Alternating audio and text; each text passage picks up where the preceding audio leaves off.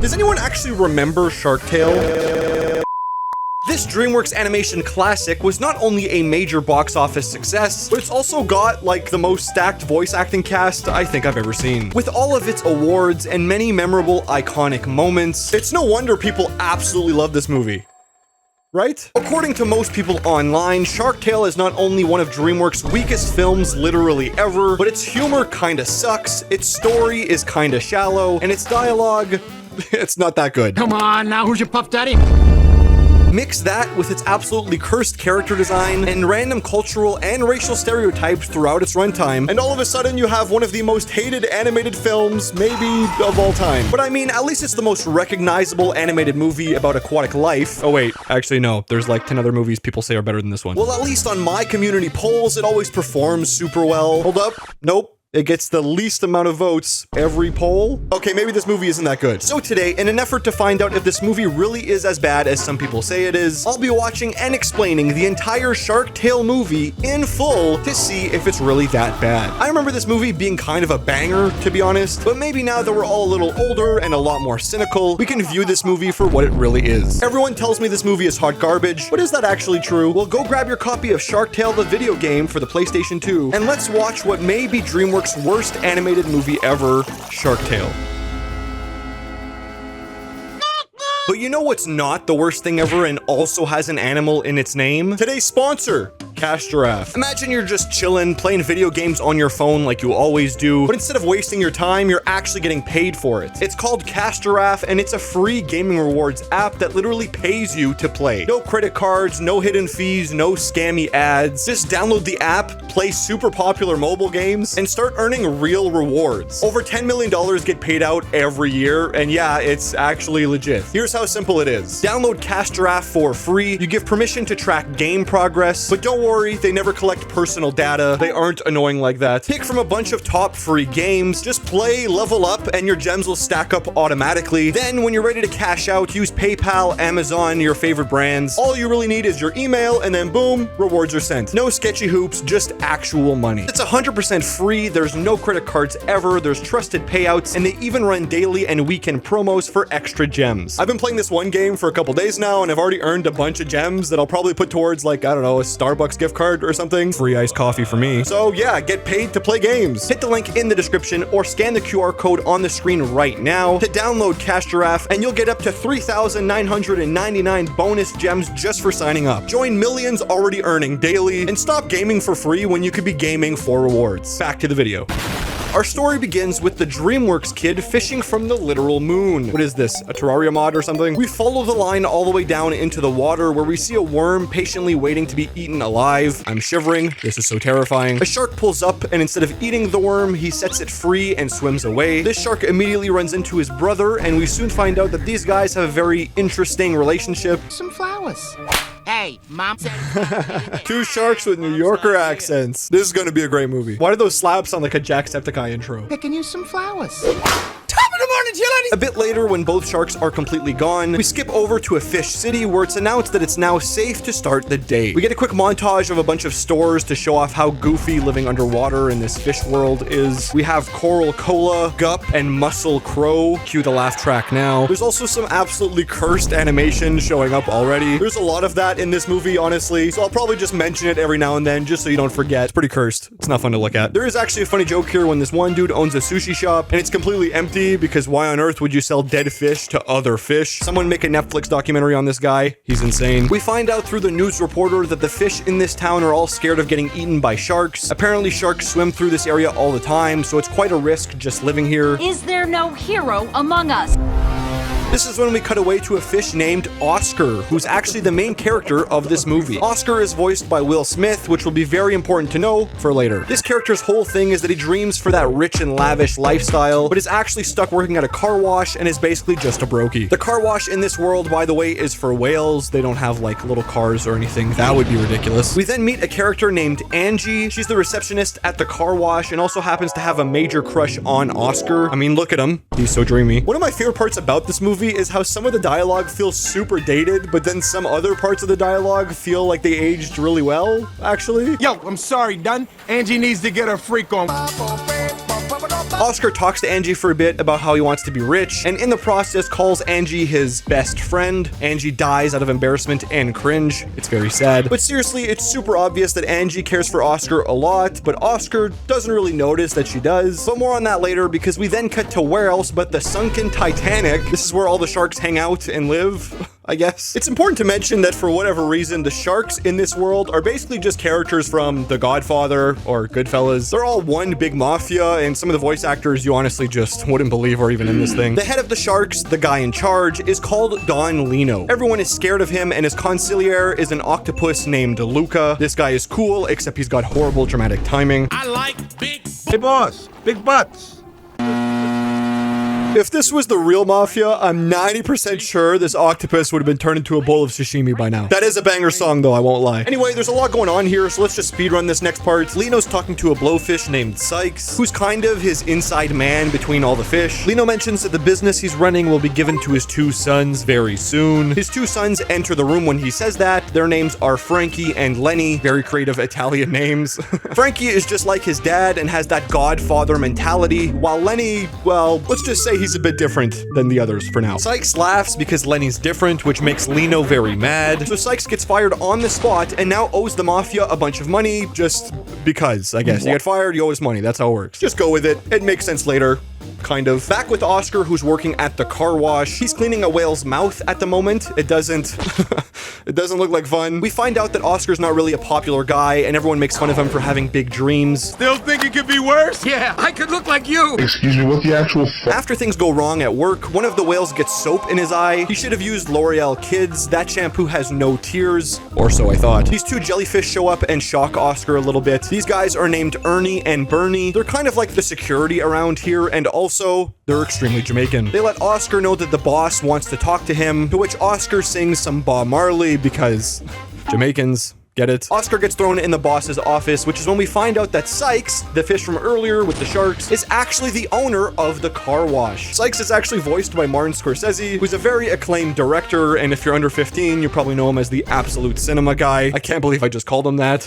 Oscar tries to dap Sykes up, but it doesn't go well. Oh, hey, don't sweat it, Sykes. A lot of white fish can't do it. So the reason Oscar even got called into this office is because apparently he owes Sykes like $5,000. Sykes tells Oscar that he's got one day to come up with the money, or else. It's kind of cool seeing the social hierarchy of everyone in this world, even if they are just fish. The blowfish owes money to the shark, so now the cleaner ass owes money to the blowfish. It's simple economics, really. This movie's for people who have big brains. Before they send him on his way, the jellyfish shock Oscar a bunch, which gives him a black eye. Later that night, Oscar is talking with Angie about his situation. He also mentions that he wants to be rich and famous. This is like the 5th time he mentions this, but hasn't tried to do anything about it yet. Is it just gonna happen, or what are you doing? You're just sitting on the couch. Anyway, to help Oscar with his money troubles, Angie gives him an extremely rare pink pearl. It was passed down from her grandmother, so it actually means a lot to her. Angie's feelings for Oscar are so strong that she's okay with giving it up, as long as it means saving him from his crippling debt. How sweet! I wonder how Oscar will ever repay her. Cutting back to the sharks, and they're all having dinner now. Everyone's eating live seafood, but Lenny doesn't want to because he's a little different than the others. Remember, that's like his whole thing. He's different. Keep that in mind. He's so different, in fact, that he even lets the shrimp escape out of the kindness of his heart. His father, Lino, gets really mad at this because sharks are supposed to be menacing and evil or something. I don't know. Lino then orders his son, Lenny, to go hunting with his older brother, Frankie, tomorrow because he wants him to do real shark things, and like hunting is part of that, I guess. Son, you're gonna learn how to be a shark. Damn. Forcing your son to kill another creature is actually crazy work. Dude could be the next Mr. Rogers, but we'll never know. This is so sad. Retweet if you agree. The next morning, and Oscar's delivering his money to Sykes. They're doing this right before a seahorse race, which of course means things are gonna probably go wrong. Because instead of just giving him the money that he has, Oscar daydreams of the rich lifestyle yet again, and decides to bet $5,000 on one of the racers instead. Insert gambling joke here, insert call this number if you're a gambler here. If he wins the bet, him and Sykes are both millionaires, but if he loses the bet, nothing changes and Oscar is as broke as ever. But then, this is when I advise all the children in the audience to look away, because a fish named Lola shows up and she's a bit God damn!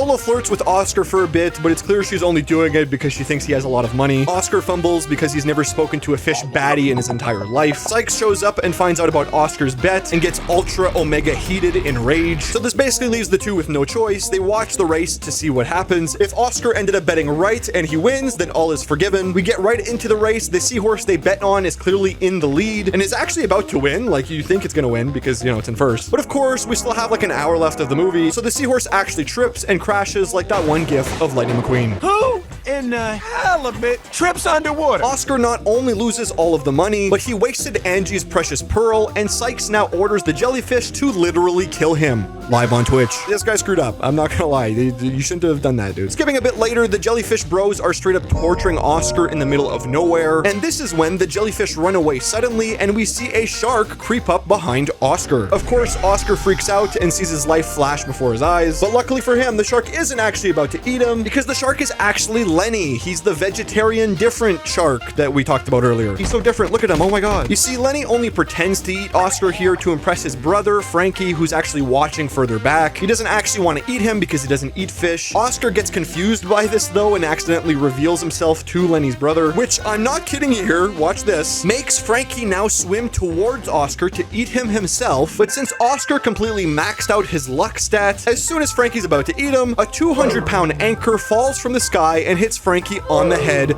ending his life permanently. Frankie's dead, L plus ratio, plus rip bozo, plus he should have been a vegan. Lenny swims away in sadness. I kind of feel bad for him, not gonna lie. His brother just died. The jellyfish guys come back after hearing some noise and see Oscar pretending to beat up Frankie's corpse. This makes them think that Oscar single-handedly took a shark down by himself, which, as we all know, couldn't be further from the truth. Later that day, Oscar's telling everyone in town that he took down a shark. This quickly garners the attention of the news, and pretty soon everyone thinks he's a hero. I'm not sure why everyone just believes him, even though he could be lying and there's no proof at all. He's just retelling the story and everyone believes him for some reason. It doesn't really make that much sense. Someone please at Grok to verify with 100% accuracy. Oscar still owes Sykes a bunch of money, so he makes Sykes his personal manager and gives him a cut of whatever he makes from here on out, which ends up being a lot, by the way. You see, Oscar goes on to be this sort of legend. He goes on the cover of every magazine imaginable, he appears in commercials, and eventually he ends up buying his own penthouse in the big city where he throws parties like he's always wanted. Pound that dog. Pound it. These two just like each other now that they're rich. One of them literally had the other tortured and beaten, but it's chill now because they got a big house. Classic America. During this, the sharks are having an emotional funeral for Frankie. Everyone is sad, and we find out that Lenny hasn't returned home yet, so everyone thinks he's dead too, although they haven't found his body, so there's still hope or whatever. This is when this random old shark tells Don Lino that he heard a rumor about a fish being the one who killed his son, a fish they call the Shark Slayer. Don decides to send some sharks out to go scout the area where Frankie was found. But back at the party now, Angie shows up and talks with Oscar for a bit. At one point, she thinks he's about to propose, but actually he's just giving her her pink pearl back. I guess he found it somehow. Oscar makes sure to let Angie know that she's a good friend, but nothing more. This honestly kind of hurts to watch at this point. You can only get friend zoned so much. I don't forget anything, and I never forget who my friends are.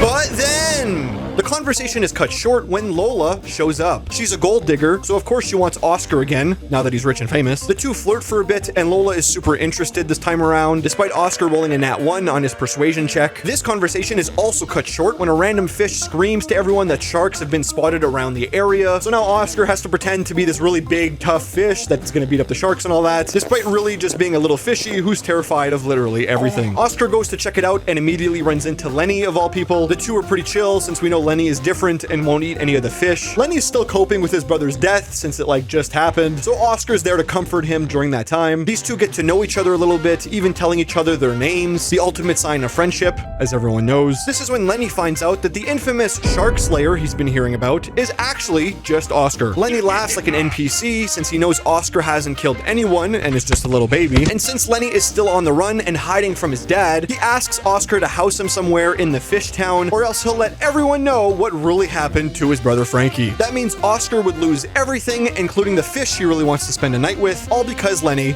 is a yapper. Oscar obliges and sneaks Lenny into a garage near the car wash, and he can stay there for a while until they find another spot.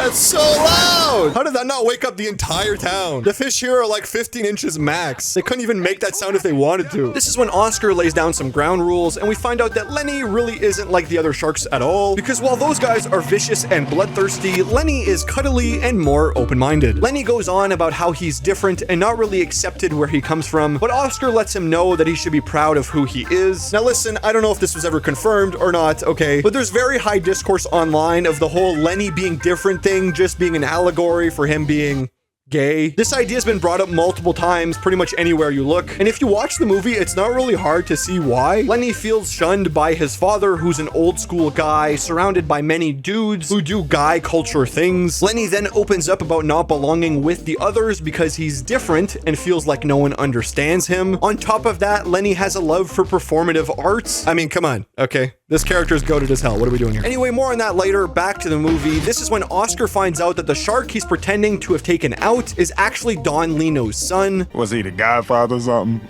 Yeah, he is. Oscar crashes out because he realizes he's now dealing with the mob. There's this funny bit where Sykes is on the phone with Lino and talking trash because they used to work together, and Oscar's having a panic attack in real time. Poor guy's heart rate is through the roof at this point. Lino says his sharks are gonna murder Oscar when they get the chance, but Sykes doesn't care because he thinks Oscar is super strong or something. Lola also shows up and we get some more sexy time between these two. It's a bit weird since they're fish and she kind of looks like that Jeff the Killer image. The next day when Oscar goes to check up on Lenny, we find out that Angie somehow found him and now knows that Oscar's been lying this entire time. These two argue for a bit, but honestly, it's not really that important. I won't lie. Oscar tells Lenny about the sharks coming to town to take him out, so the two come up with the plan to get rid of them for good. Later that day, the two put their plan in action as they put a show on for everyone where Lenny pretends to actually eat Oscar, but Oscar overpowers him and beats him up. They're doing this in front of the whole town. Everyone's watching in awe. It looks like Oscar got the best of Lenny, but really Lenny's just letting him do whatever he wants. Also, I have to mention this. There's a Burger King sign in the background, but it's Oscar's face and it's actually called Fish King, as if the human equivalent is called Human King or something. Wouldn't Algae King or Seaweed King make way more sense? This movie has so many known brands in it and almost all of them are missed opportunities. It's so tragic. Anyway, Oscar kills Lenny, but not really. The other sharks and the octopus show up just in time to see it happen, so they run away. Everyone in the town now knows that Oscar's the real deal since he just scared off a bunch of sharks. A bit later, Oscar and Angie are arguing again. This time, it's a little more intense though. Angie doesn't like all the lies and misses when they used to just hang out all the time. She also calls out Lola for being a gold digger and just a nasty person as Angie finally confesses her love for Oscar. Nobody loved me when I was nobody. I did! Damn. Oscar realizing that he had a real one this entire time. I never believed in magic until I saw my dog turn into a snake. These two are in a pretty rough spot now. Lenny is also there dancing and singing as he does. Sebastian the whale, washing dolphin. This is when Oscar realizes that being rich and famous is not all it's cracked up to be. He finds himself kind of missing his old simple life. I mean, I'm pretty sure you could still hang out with your OG friends, not be a bad person, and still be rich. But I guess in this movie, you have to make a choice. You can't have all three. It's impossible. There's also the craziest advertisement I think I've ever seen in a movie ever. Slays hemorrhoids like Oscar slays sharks. Like, why? You could have put anything here. Why this? Later, at one of his famous parties, Oscar lets Lola know that he's actually not into her like that, so it's over between them. Lola gets visibly angry at this. There's nothing scarier than a woman before her coffee. Oscar doesn't really care though, and the next day goes to apologize to Angie. But then we find out that Don Lino and his sharks have actually kidnapped Angie and are demanding the shark slayer shows up to their hideout or else. Oscar, not wanting the love of his life to get one pumped, shows up with Lenny and Sykes by his side. Although Lenny is dressed up like a dolphin, kind of, so everyone thinks he's a dolphin. Oscar acts all tough here, that is until Dawn reveals Angie's all tied up. How did the sharks find out about Oscar's relationship with Angie, you ask? Well, none other than Lola, the most jealous fish maybe in the entire world. She was so hungry for revenge, she told fish-eating sharks about Oscar's weakness to get back at him. This is next level hating. This scene goes on for a while, honestly. There's fake laughing involved and some yapping on both sides. Lenny then pretends to eat Angie to scare everyone, but really he's just saving her in his own weird way. Eventually, because Lenny is, quote, different than the others, he spits Angie out and their secrets are revealed. Don Lino recognizes his son, all dressed up, and, you know, he talks to him. It's a little on the nose, not gonna lie. What are you wearing? Huh? What is that? The Don gets sad because one son is dead and the other is a dolphin. I wonder what that means. Eventually, though, the Don has had enough and tries to eat Oscar. It's very vicious. The two swim off in a wild chase. There's a funny bit here where the shrimp that were let go at the beginning of the movie show up again and bite Don for some reason. Say hello to my little friends. They're back! You know what they say, a shrimp never forgets. They're two shellfish with their memory. The chase eventually leads to the car wash, which is when Oscar uses his expertise in a 9-to-5 job, when he traps both Don, Lino, and Lenny in two different machines and forces them to talk to each other. Everyone in town is cheering because Oscar has done it again. He's slain 2 more sharks, but Oscar, living a lie no longer, screams his heart out and lets everyone know the truth. He's a liar, he's a fraud. The only thing he isn't is a shark slayer. Oscar mediates the conversation between Lenny and his father. Again, the dialogue between these two is a little on the nose, but it's kind of sweet, I guess, for a movie like this. He likes to dress like a dolphin, so what? The moral of the story being let people be who they are and let people enjoy what they like. Who really cares, dude? Let's be honest. And this is when we find out that sharks aren't really all murderous creatures. They mention that they love just as much as fish do. Not sure that's entirely true, but whatever. Oscar and Angie make up. The sharks are cool with all of the fish now, and Oscar is now the manager of the car wash. They're actually washing sharks now too, and there's like 9 more Goodfellas references in the last minute of this movie. Everyone's happy, and that's kind of it. And that was the entire movie. Shark Tale. Was it really that bad? Well, despite the dialogue being actually horrible at times and the visuals looking extremely cursed, honestly, it wasn't that bad. Like, don't get me wrong, this isn't a great movie. If you want to judge this from a production level, there's lots that could have improved on, but it's also kind of just a fun time with songs and dances that get you hyped. I didn't mention this earlier, but I'm pretty sure everyone knows the car wash song from this movie. It's a very popular song, everyone knows it. Maybe if they spent more time writing a cohesive story instead of inserting ugly faces and Godfather memes everywhere, this wouldn't be regarded as DreamWorks' worst movie ever, but that's just how the cookie crumbles sometimes. If you told me you liked this movie, I'd actually understand why. It still doesn't make it a good movie, but you know. But who really cares what I have to say? I'm just a guy on the internet. What I say doesn't matter. What do you think about the movie? Is it good? Is it bad? Let me know. Anyway, yeah, that's the end of the video. If you enjoyed the video, leave a like and comment and subscribe if you haven't yet. You can also hype the video, whatever that means. Just do it. It helps, I think. You can become a member of the channel for only $1. It supports me directly and gets your name here at the end of all my future videos. Shout out to my current members. You guys are the best and I appreciate you all. Thank you to everyone who watched this entire video. It means the world to me, seriously. Paula Abdul scores this one a solid 1 ugly fish out of 5. And yeah, thanks for watching.